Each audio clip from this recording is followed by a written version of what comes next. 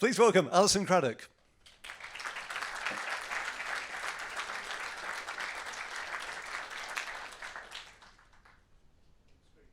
There she is. Hi, everybody. Go for it, Alison. Okay, We're sorry. Okay, here we go. So, well, my name's Alison Craddock, and I do work for Arqiva under the space of operational resilience and business continuity. And what I wanted to do today was to raise a small amount of awareness around managing scheduled and national power outages. What we do every year is we very much look at our winter preparedness. We do the same in the summer. And what we've come across this year is that there is a big heightened awareness about scheduled rolling power outages and also the possibility of a national power outage.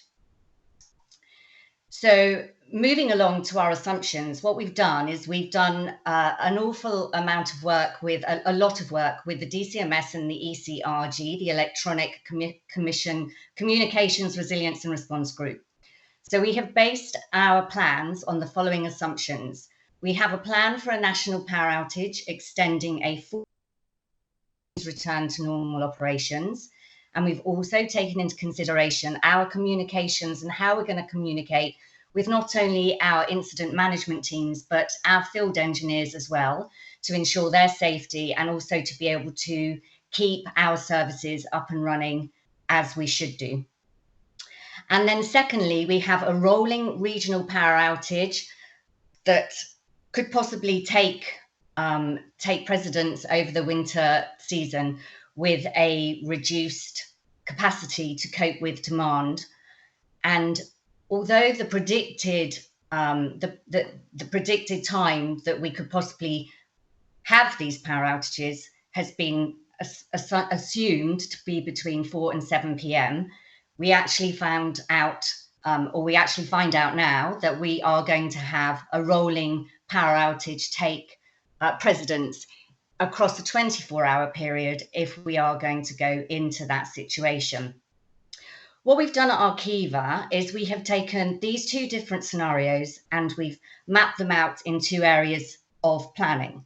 So we have a dedicated plan for a national power outage that could extend over a full 7 days.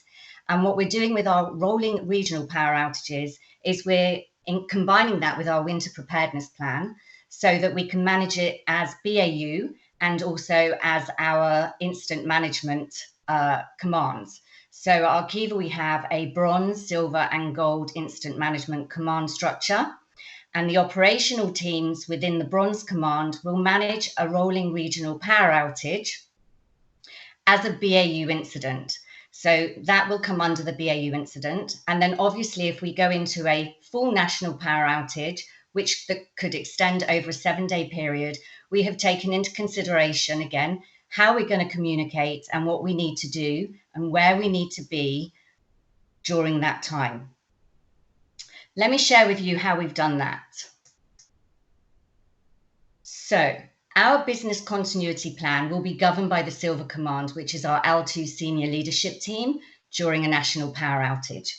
We've taken into consideration how to access our corporate sites, how to access our technical sites, transport and movement of not only things like portable generators, but also how we're going to move fuel around the country in the event of a national power outage. We've also taken into account the security of our sites, the security of our people, and our communication routes outside of our incident management team, and how we will maintain services. And the plan follows a 7-day timeline with incremental actions which will be taken as information of the power outage becomes available from the DCMS and the governmental board.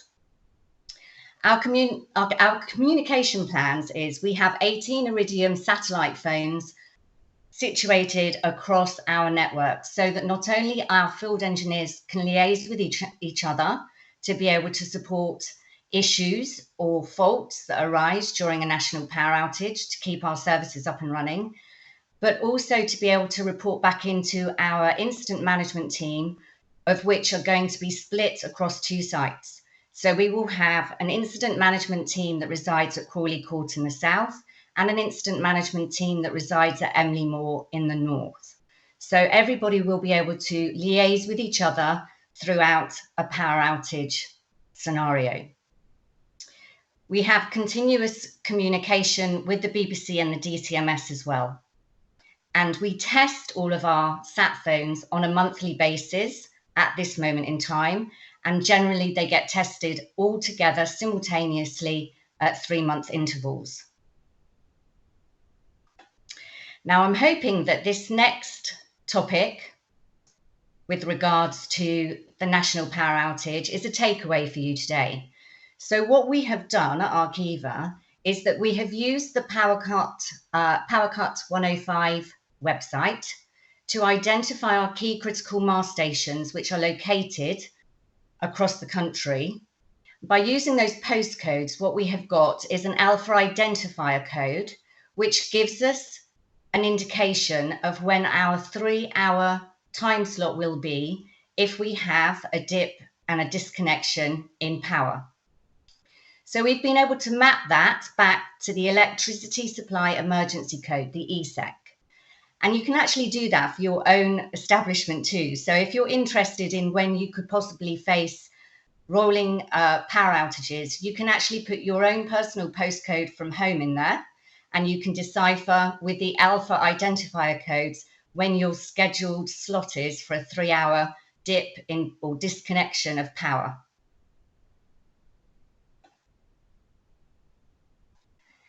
So finally, what I wanted to go through was 6 points to remember. And I think there's some touching points here that maybe not everybody thinks about, but should do. So over this winter season, what we have said and what we are communicating out to our field engineers over the next couple of months is that to please keep your mobile phones fully charged as much as possible. As we're aware, in the event of a national power outage, within 48 hours, we will possibly lose our mobile network provisions. So therefore, keep your mobile phones charged at all times. We have a rule at Arqiva that we keep fuel topped up throughout the winter, over half a tank rule, so that in the event we do have a national power outage that extends over 7 days, we are in a position whereby we have fuel capacity to be able to get out and fix faults if they arise. This is an interesting one. Security of sites. Will electric gates fail open or fail closed? Well, we know from the research that we've done and the planning that we've put in place that our electric gates at most of our sites will fail closed. Therefore, if we have an engineer that's at site or on site, we need to get them out quite clearly. So we have keys that are in reception for a manual failover, and we also have keys at our Emily Moor site that could be taken in the event the keys cannot be found. Another interesting topic that we've researched quite thoroughly is engineers. Think about being discreet on site. So if we have a national power outage and you have the ability to turn on lights at site while you're fixing faults, do so discreetly or wear a head torch and keep the lights at the front of the transmission station as dark as possible. The other considerations are where you park. Can you park discreetly? Can you be safe at site alone, or do you require backup? The other point to take away is keep good quality winter clothing and essential survival items such as high-powered torches, sleeping bags, survival bags, food and water in your vehicles at all time in case you get caught short and you have to stay somewhere overnight. And finally, do third-party suppliers have the ability to support your key critical functions in the event of a scheduled or national power outage? And an example of that would be CCTV. So we have CCTV monitoring across the majority of our key critical sites. And what we wanted to establish was, are our sites going to be monitored, and do they have the capacity to be able to fully continue their capability and have autonomy over a 7-day period? Okay.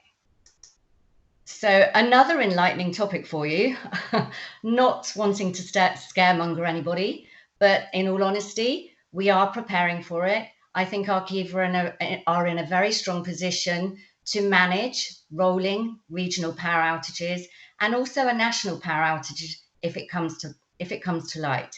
Let's hope, fingers crossed, touch wood, it doesn't, but we're prepared if it does. Thank you.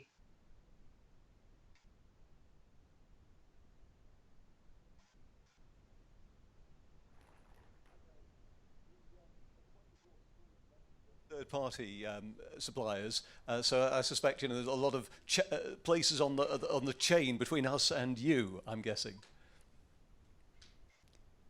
I'm sorry, I didn't catch the first part of that question. When you talked about third-party suppliers, so you're saying you've got yourself sorted, but there are quite a few people sometimes on the route between the radio station and your transmitter. Absolutely, yes. So anything from CCTV, security of sites, our DNO suppliers, yes, the complete supply chain from Arqiva to delivering a service. And the other way around from the radio station. Do we have a question? Yes, we have one there. Where's the box gone? It ought to be homing. There we are. It's behind you. Great. Hello, Isaac Lowe, University Radio York.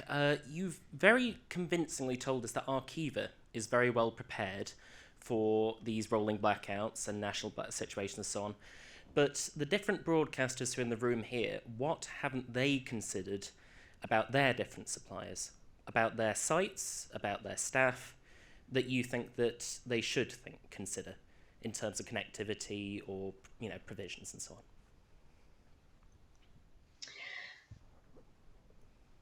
I think the biggest takeaway for other providers will be to look at their supply chain.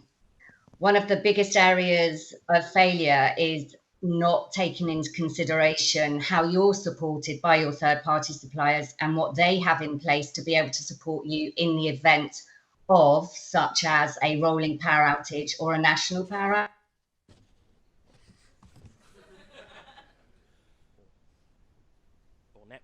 We just missed the end of that, hence the laughter. They weren't laughing at what you were saying. We just lost the last word.